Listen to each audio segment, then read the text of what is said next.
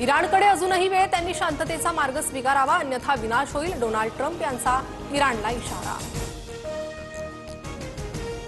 सुरुवात तुम्ही केली, शेवट आम्ही। इस्रायल इराण संघर्षात भाग घेऊ नका अन्यथा लाल समुद्रात अमेरिकी जहाजांवर हल्ला करणार, येमेनमधील हुती बंडखोरांची अमेरिकेला धमकी। TV9 कडून वार्तांकन सुरू असतानाच इस्रायलच्या तेल अविवमध्ये हल्ला, अमेरिकेच्या हल्ल्यानंतर इराणचा इस्रायलवर प्रतिहल्ला।